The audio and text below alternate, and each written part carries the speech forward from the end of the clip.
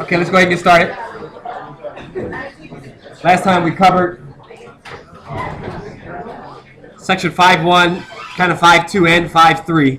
5.1 is an introduction of integration, basically the why behind the scenes and how it's done by approximating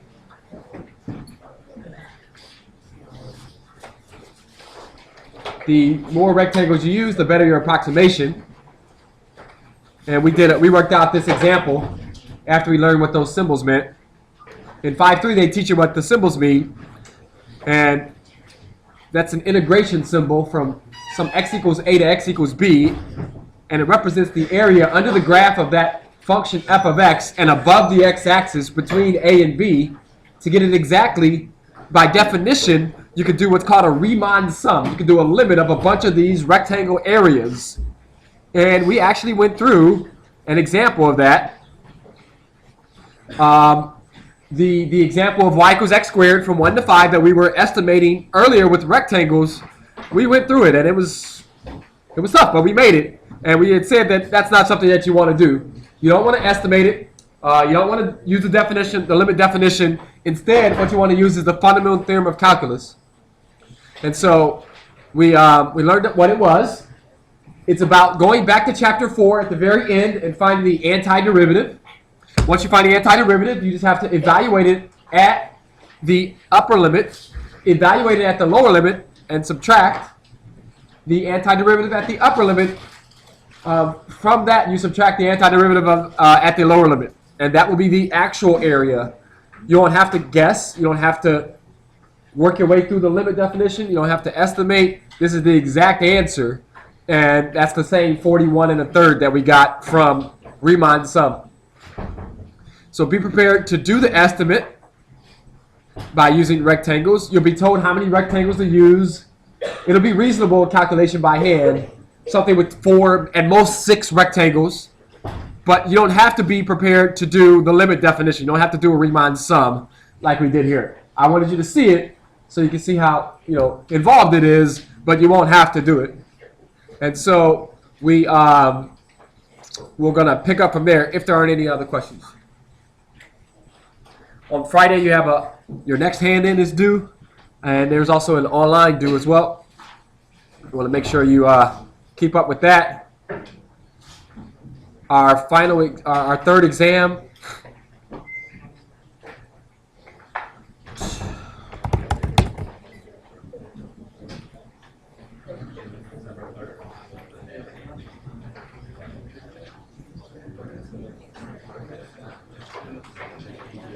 is currently scheduled for Monday, November 3rd, a week from today.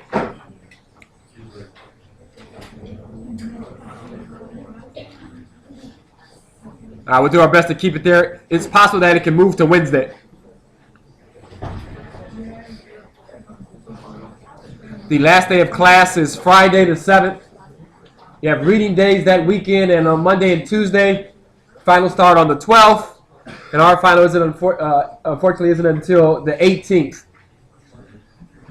It's from 9 to 11 a.m. And it's in, I'll announce this again, and I'll send out an email to remind you. We'll be in Kim, in the Kim building, room 102. It's the gigantic lecture hall, so we can spread out every other seat. And then if that's not enough, we have an overflow room as well. So that's December 18th. If you made plans to leave before then, you have to discuss that with me. I'll give you an incomplete, and you'll take it in January when you get back. But I don't recommend that at all. So let's go ahead and get started then, if there aren't any other questions. Yeah. So what did we skip? As we were going through this, we skipped over a couple of concepts. You can't integrate everything. Being able to integrate, if a function is one where you could be able to integrate it over an interval, the function is called integrable, but not everything is integrable. This theorem tells you when. The function needs to be continuous, or if it has a finite number of jump discontinuities, you can still integrate it.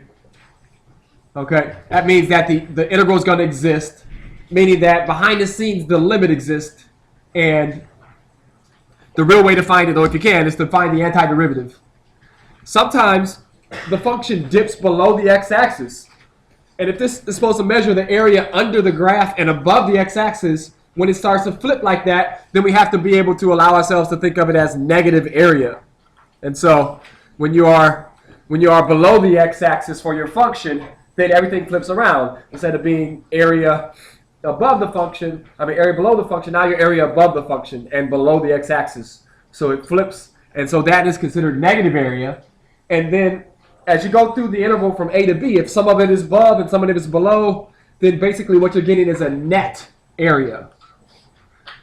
The total of all the above and subtract it off with the total from below will give you the net area. It might be negative, it might be positive, but the integration is a net area. You have to know whether you dip below or not so that you can account for that. And so this is the Riemann sum worked out. We did that. And then this is back to that example again using the fundamental theorem of calculus. Okay. There are some properties of. Oh wait, did we go back and let's see.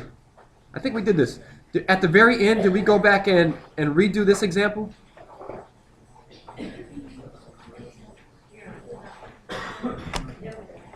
We should have. Okay, good. Because it's one that we can do. We can find the antiderivative. It was really quick at the end. Let me just remind you of it. Just as another example of finding the antiderivative. Rewrite this as the integral from 1 to 5, 2 over x minus x over x, which is just a 1.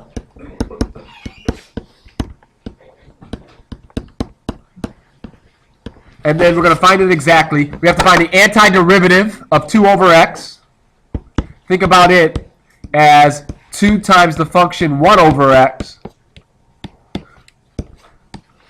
The antiderivative of the function 1 over x. What function has 1 over x as its derivative? We had said it was log x. The 2, you can just carry it around.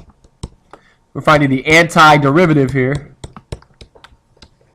Going back to section 4.8, I think it was. What function has negative 1 as its derivative? It's negative x.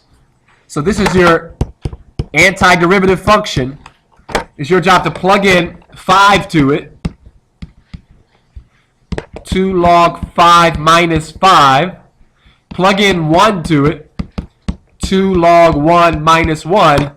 And take f of 5 and subtract from it f of 1. And that's the answer to the question. That is the exact area.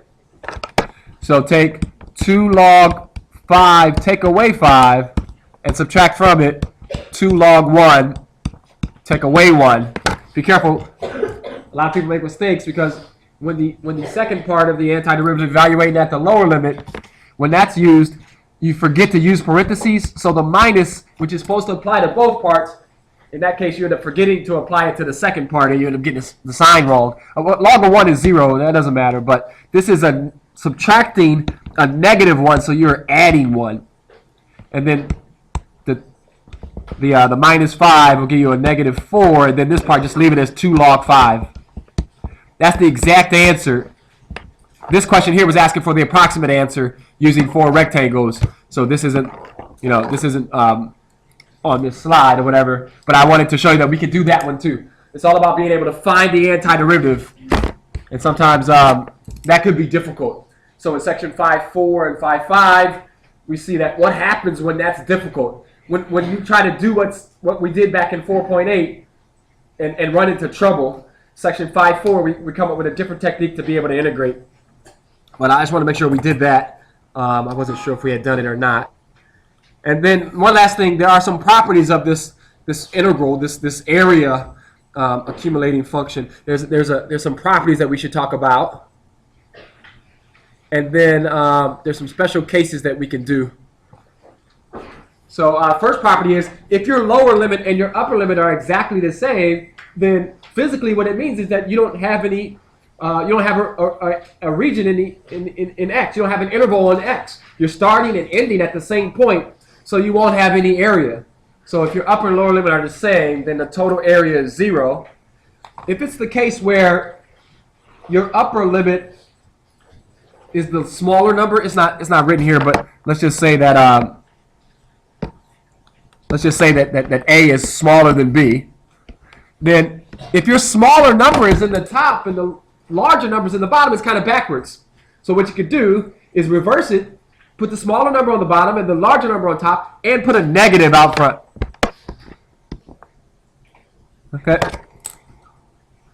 So be on the lookout for that. If you see that the upper limit is smaller than the lower limit, then you should switch it. If you have, and we actually just did it in the example. If you have an addition of functions, you can integrate each separately. You can find the antiderivative of each one separately. We did that.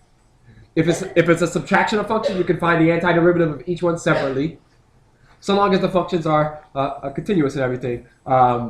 If you have a constant, we kind of did this too with the actual 2 times 1 over x. We just carried the constant outside. It's like we kind of pulled it outside, and in the end, we were really just focusing on the antiderivative of the function 1 over x, and we just wrote the 2 down, multiplied by it. So if there's a constant, you can pull that constant out.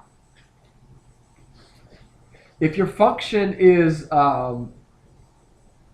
just a constant, then the area is a rectangle area. Take a look at what that means. Your function is a constant, y equals c. It's a horizontal line, y equals c. You're talking about the interval from a to b. So that's a rectangle area where it has a length of c, a length of b minus a, and the height of it is c. So you can either do it by visual, or you could just do the antiderivative of 1 and get an x and evaluate it from b to a. So take b and subtract a, and you get the same thing. Either way. But that leads to the question, well then, so what if I have nice familiar shapes? What if I have like a triangle or rectangle shapes? I really don't have to perform the antiderivative if I can visualize it. You know, I might not even have the actual description of the function. I might just have a picture. In the next slide, we'll look at just a picture with a bunch of familiar shapes, and we'll have to chop it up into familiar triangles, rectangles. If you want to get into it, we could do trapezoids as well, and just find those shapes and be done with it. Maybe semicircles or full circles. And so, lastly, as a property, if you have some number c that's in between a and b, so say you have this interval from a to b, and there's a c in between. If you're trying to find the area from a to b, you can find the area from a to c and add to it the area from c to b. That's what that basically says. The total area can be the left-hand area plus the right-hand area, as long as c is in between. So those are the properties that we'll use. Be on the lookout for when the upper limit is smaller than the lower limit. This one here. This is just intuition here. Don't worry about that one. That's just these two here are just what you would think.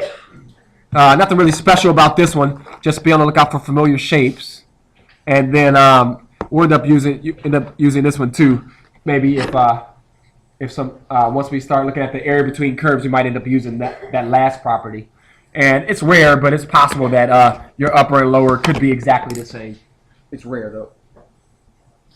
Questions on the properties? Yeah?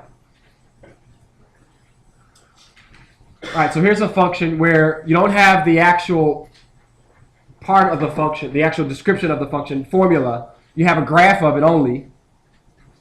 And we're supposed to use the ideas that we just discussed to find the area.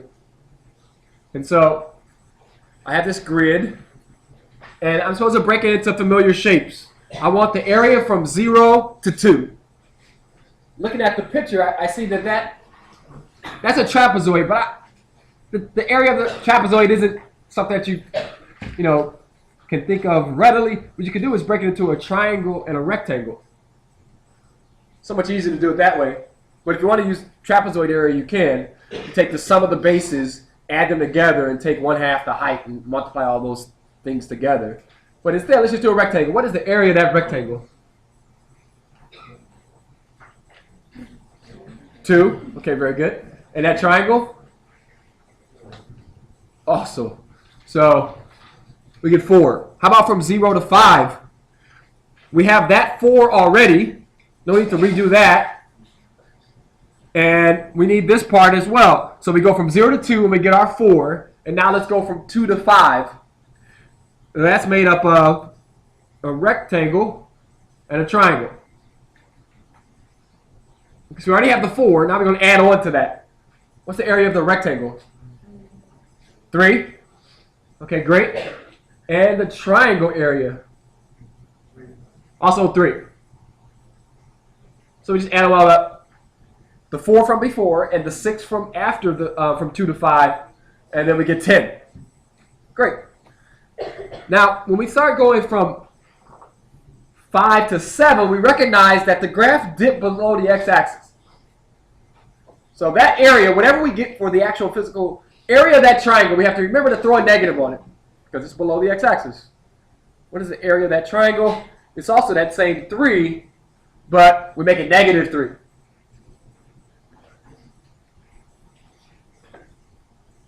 Okay, and this is supposed to be a total accumulation, a net area. So if I'm interested in the whole thing, from 0 to 9, I take the pieces that I already know. 0 to 5, I already know is 10. 5 to 7, I already know is negative 3. I just need this last piece here, which is made up of a square and a triangle. 2 by 2 square is a 4. But I can't call it 4. I have to call that negative 4. That triangle has a base of 2 and a height of 1, so it's a negative 1 for the area. I already have, up to this point, I had 10. Take away 3 from it to give me 7. Take away 4 from it to give me 3. Take away another 1 from it to give me 2. And we're using the properties, using the ideas that we discussed earlier in class today. Questions on that? It could get more difficult. Yes? Yeah. It's above the curve. That's why it's backwards. That's why it's negative. We're supposed to calculate area under the curve and above the x-axis. For that part, it's the reverse of that. It's above the curve and below the x-axis. So you put a negative on it. So you wouldn't take the area that's underneath that second part that's underneath the x-axis? I just did. That's what the blue is. No, like you would take the area underneath what's under the blue. Oh, no. No. Always go to the x-axis. Okay. More questions? Let's see a harder one.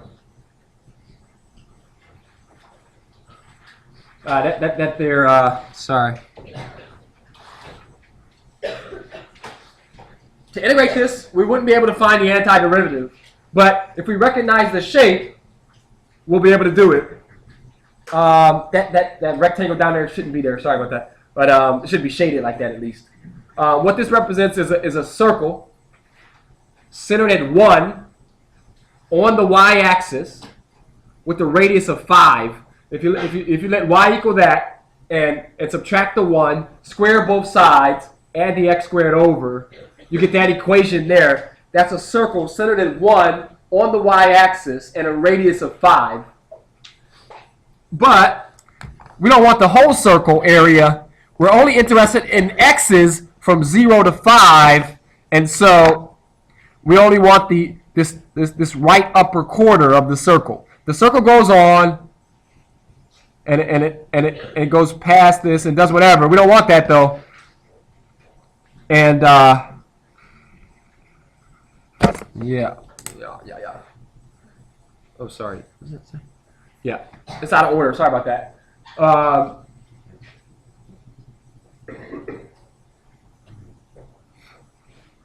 And so I have this rectangle area, which is 5. It's the height is 1, and the length is 5. And then we have this area of a circle, right? But only a quarter of it, 1/4 of pi r squared, with r being 5. And I add these two together, I get the total area. So 25 pi over 4 plus the 5 gives me the total area under the graph. But I had to visualize it. I can't do the antiderivative. I'm forced to only be able to get the visual, and that requires just a little bit of algebra and knowing what the circle equation looks like, and being able to break it into two parts: the semicircle, the quarter circle, and this rectangle. It could be that you can't find the antiderivative and you have to resort to this.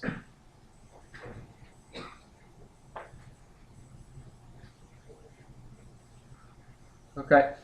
If there's absolute value, it might be that you need to graph it. If you don't know how the absolute value function breaks down into two parts, it might be that you need to graph it.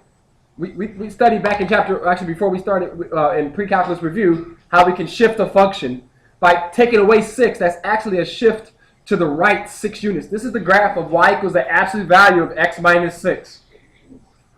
This is supposed to represent the total area under the graph from 0 to 12. And so you have to know what the function looks like, and then by knowing what the graph of the function looks like, then it just becomes, go find 2 triangle areas. But without that, you almost couldn't do the problem. So this is a shift, 6 units to the right. That's what the graph looks like. The triangle, well, they're the same triangle. So base, height, they're both 6. Half of that is 18. 2 of those, 36. So it could be that you need to visualize. It could be that you can't find the antiderivative. And so you won't know ahead of time. No one will say to you, you can't find the antiderivative, so you should do a graph. You'll have to see that I don't have a technique to find the antiderivative.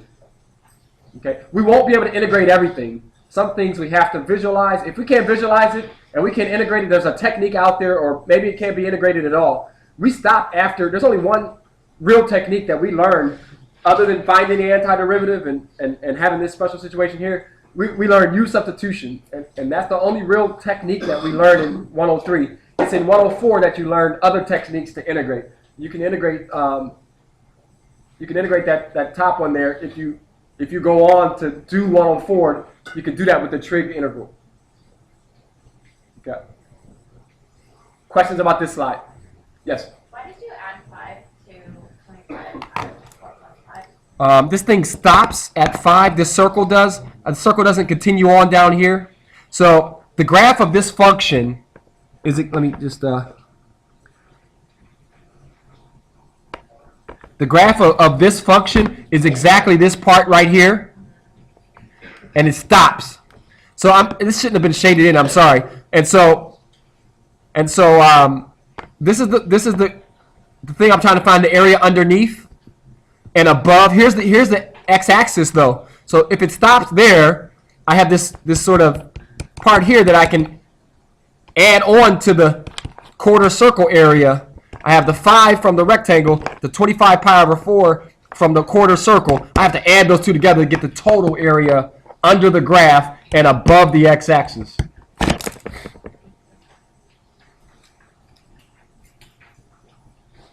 Yeah.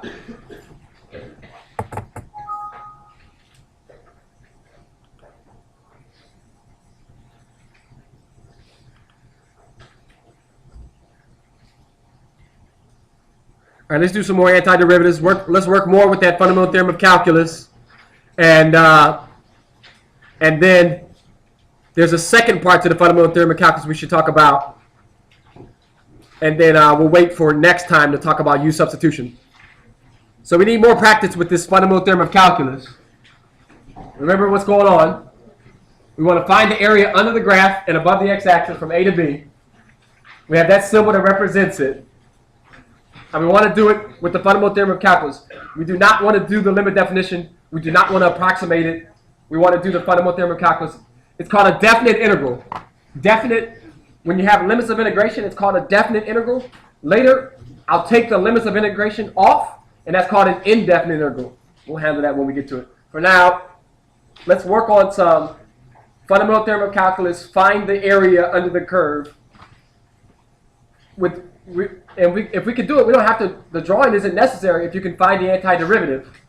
in certain cases. And so the only thing that needs to be true about the function is the function needs to be continuous. The function needs to be continuous on the interval from a to b for it to be integrable, and it'll be equal to the antiderivative evaluated at the upper limit minus the antiderivative evaluated at the lower limit. So the hard part sometimes is just finding the antiderivative. But it really is back to what we had done before in Chapter 4.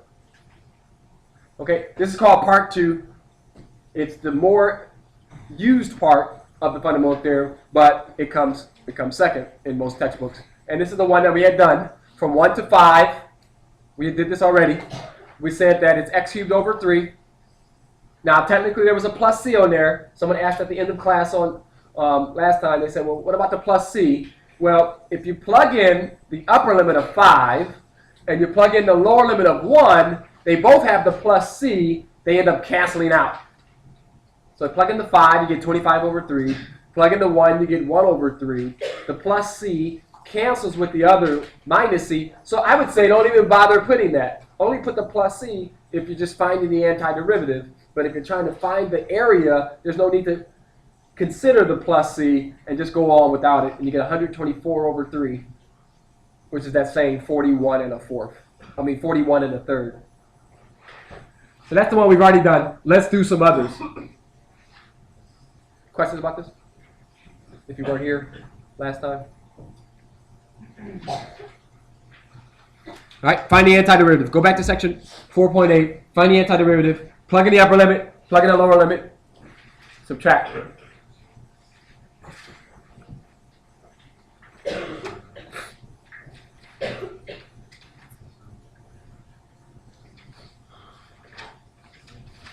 All right, let's do another function. X cubed minus 2x plus 3 from negative 2 to 2.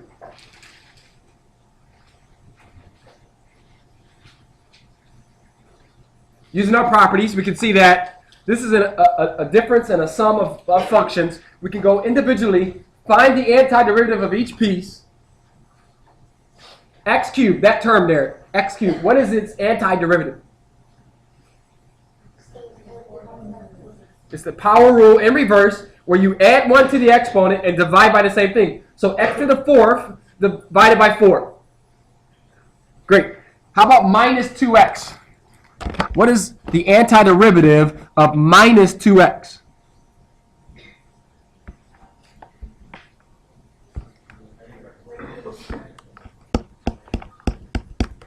We get the minus 2, and we get x squared over 2. We can cancel those 2's. So let's just write out what we're doing here. We're finding the antiderivative of this function. And then lastly, we get the 3. The antiderivative of a constant is that constant times x. Before you go and plug in, let's go ahead and simplify. So here's your capital F of x, we'll call it. The antiderivative is exactly x fourth over 4 minus x squared plus 3x. Don't worry about the plus c. That's great. You did it. Now, plug a 2 in. Get an answer. Plug a negative 2 in. Get an answer. Subtract this antiderivative at 2.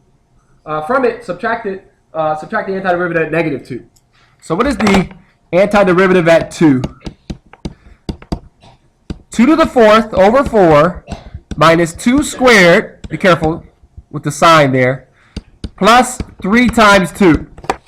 What is the antiderivative at 2? What is this? That's a 4. 16 over 4 is a 4. But then you take away 4. And then you add on 6. So you just get 6. How about the antiderivative at negative 2? How do things change? Well, the first part doesn't change. You take it to the 4th. You divide by 4, that's still the same. Here's where it isn't going to change either if you're careful with your parentheses. And so the only part that really changes is the last part. We still get a 4 from 16 over 4. We still get a 4 here that we take away. And then this guy is a negative 6. So altogether, you get a negative 6. What are you supposed to do? Take your antiderivative at 2, subtract from it your antiderivative at negative 2. So your antiderivative at 2 minus your antiderivative at negative 2 is 6 minus a negative 6. They don't cancel out, and you get 12. The answer to the area under that curve and above the x-axis between these two guys is 12. So polynomials, they aren't that bad. Maybe it'd be messy when it comes time to evaluate them, the algebra part. But the calculus part, the antiderivative part, not that bad. Just use power rule in reverse. If you're ever trying to integrate x to the n, you make it x to the n plus 1 over n plus 1. Except for when n is a negative 1.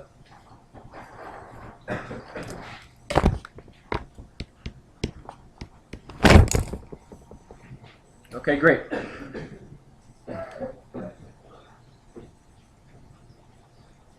How about the sine of x from 0 to pi? Okay. You know what the graph of it looks like. But the graph doesn't matter here. We'll be fine without it. Sine of x from 0 to pi. I'd like to know how long, what the area underneath that graph is.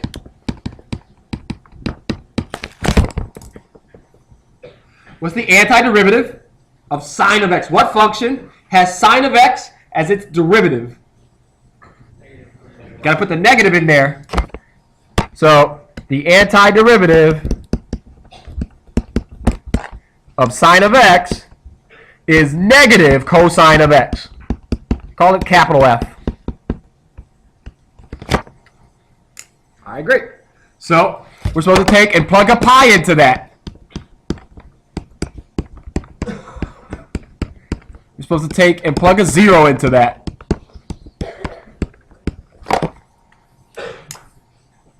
The cosine of pi itself is negative 1.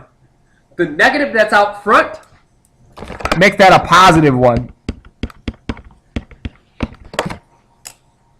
Cosine of 0 is 1. The negative that's in front of that makes it a negative 1. Remember what you're supposed to do. You're supposed to take and subtract. You're supposed to take the antiderivative at the upper, and from it you're supposed to subtract the antiderivative at the lower. So once again, they don't cancel out, they double up, and you should expect the answer not to be 0 by the graph, and it isn't. The answer is 2. The total area under the graph from 0 to pi of sine of x, this area equals 2.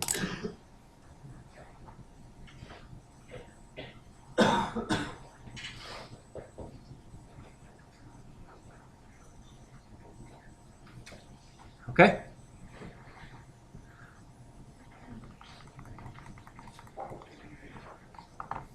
All right, so then it can get weird, where they can make it computationally difficult. Not the calculus, but the algebra. The numbers, once you try to evaluate at the upper or lower limit, could get difficult. Here we have x to the 7th over 2. But then we have 1 over x to the 5th. Okay? And what makes it bad is we have a root 2 for our lower limit and a 1 for our upper limit. Before we begin, it's up to us to recognize something about the root 2 and the 1. Root 2 is bigger than 1. Right? The root of 1 is 1. The root of 2 is bigger than that. You don't have to know what it was, 1.41, whatever. You don't have to know that. But you know it's bigger than 1, though. So it's out of order. You can't have the smaller one up top. So you have to reverse it and put a negative on there. And then the second thing is x to the 5th being in the denominator like that, it's deceptive. It makes you want to do a log as the antiderivative, but it's not that. Okay? So you should call it x to the negative 5th. So you can use the power rule and reverse on it.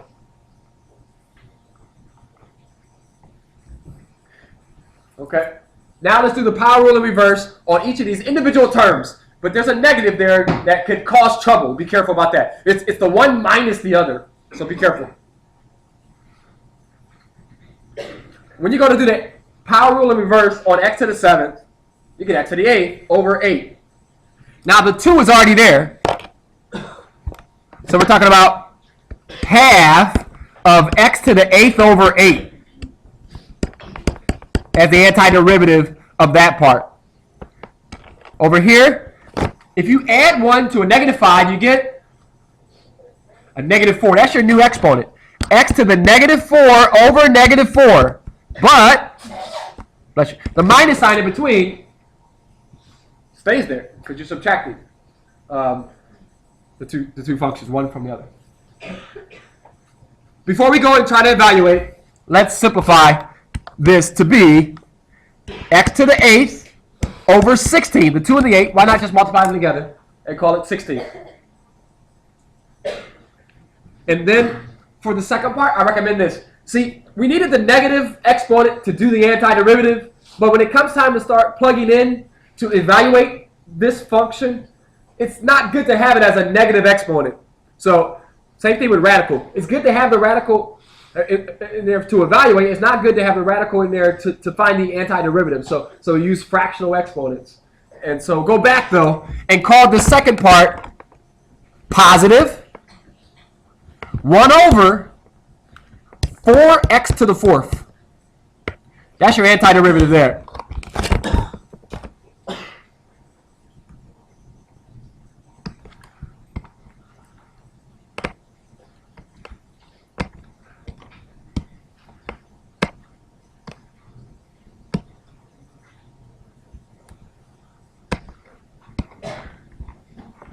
We want it in that form because we're going to plug in a root 2, we're going to plug in a 1, and we're not going to forget the fact that there's this negative out front.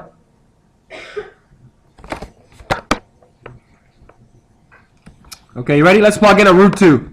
I need to evaluate this in root 2. What is root 2 to the 8th? And then what is root 2 to the 4th? Every time you have 2 of them, you get a 2. Yes? Question about how the 1 over 4x to the 4th happened. Did you just bring the x to the negative 4th down because it's negative, and then because there's a negative at the bottom, make the minus sign positive? So these two minuses turn into this plus. This negative 4th came down. Bottom. Root 2 to the 8th. If you get in trouble, just think about this. 2 to the half to the 8th is the same as 2 to the 4th. 16. It's over 16. 2 to the half to the 4th is the same thing as 2 squared, which is 4. Okay, leave it like that though. Leave the 16. I know it's tempting just to say 1, but you see how the other one's also over 16. So altogether you have 17/16.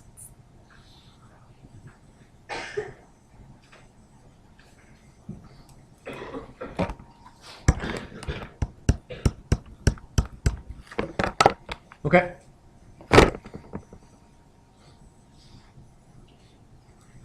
Now at 1.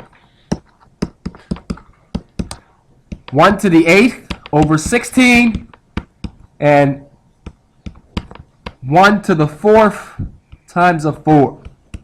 What happens there? 1 to the 8th is just a 1. So that's 1/16. And 1 to the 4th is just a 1. So that's a 4th.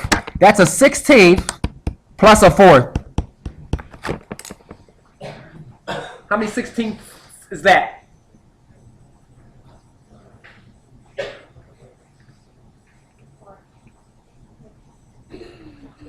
5? Well, this is 4, and then added the 1 on, you have 5 altogether. 5/16.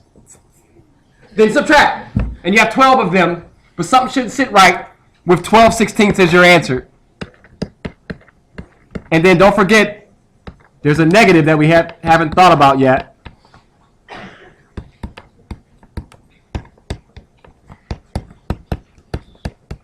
Don't forget, though, we never put that negative on there. And so whatever we get here, we have to throw a negative on it.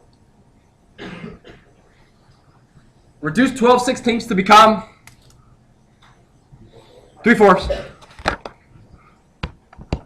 But this negative here, from the fact that they switch the order up on you, the answer then to you is negative 3/4. So see, I can get difficult. It's all in the evaluation, though. The calculus, that wasn't difficult. It was just power rule in reverse. It was the algebra after that made it bad.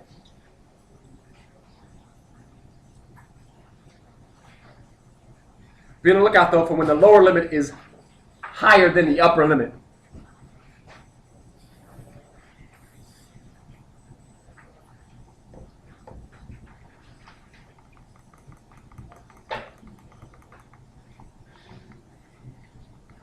Okay, the next ones.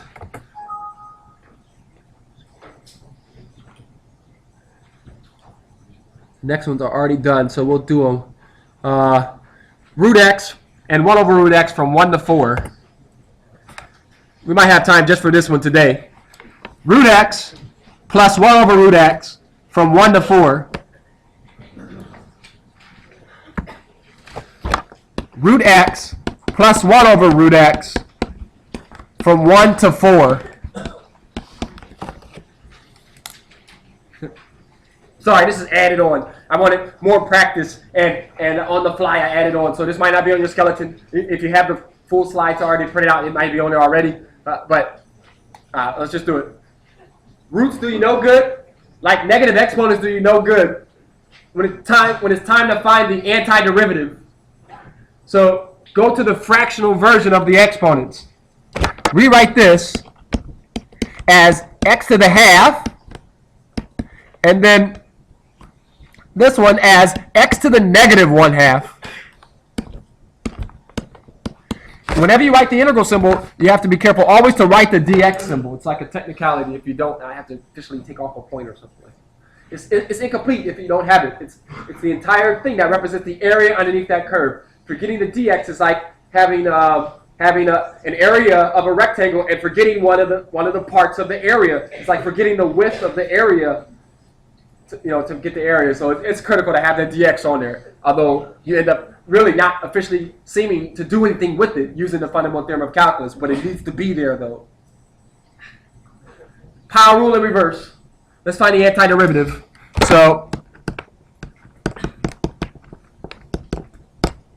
if you have x to the half, I take a half and add 1 to it. So I have 3 halves. So I'm going to have x to the 3 halves, but I don't want to divide by 3 halves. So I multiply by 2/3. Is that all right? Over here, though, I'm going to have negative a half, and I have to add 1 to it. That gives me a half. So for the second part, I get x to the half, but I don't want to divide by a half, so I multiply by 2. And that is my antiderivative.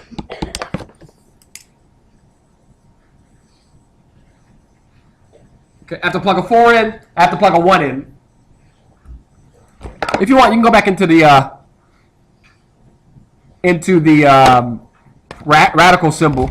You could call this 2/3 of, I guess it's actually root x, the whole thing cubed. And then this is 2 times root x. You could go back to that if you want. I'm going to plug a 4 in. Thinking about it like that is helpful because then you take the square root of 4 and you get a 2. And then you cube it to get an 8.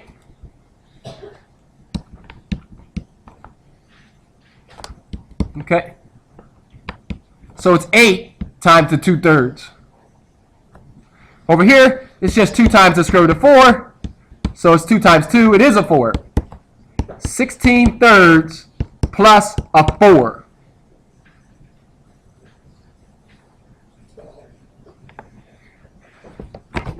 Okay, I'm going to leave it like that for now.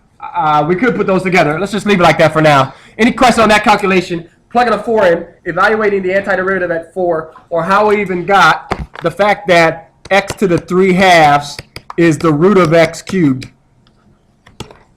Are you okay with that? Yep.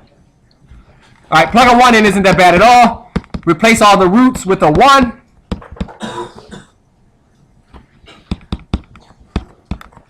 So you get 2/3 plus a 2.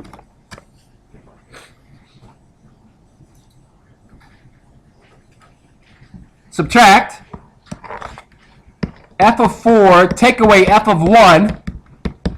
16/3 plus a 4, take away 2/3 plus a 2. Be careful, parentheses around it so that you're not going to make the mistake of applying. If you want to, though, you can go ahead and call these exactly what you want over 3 if you want. Let's do that. This is 12/3, 16 and 12 over 3. And this is 6/3, 2 and 6 over 3. So altogether, 28/3 and 8/3. That might be the best way to do it. The answer is 20/3.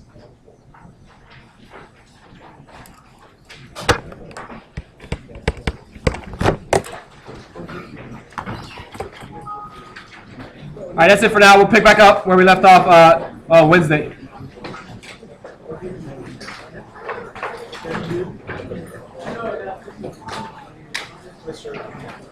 Yeah. Should I give this to you now? This is from, I had a concussion the week before break, so this was the homework that was due that Friday. I gave you an email. I know. Just give it to your TA. To TA? Okay. Do you know what's going on the quiz tomorrow for last station? Maybe like old stuff, like the end of chapter 4, antiderivatives. Okay, thank you. Maybe optimization. Do you have time? Are you going to have a class right now? No. Okay, I just had a quick question for you. Okay, so you know the data. Okay.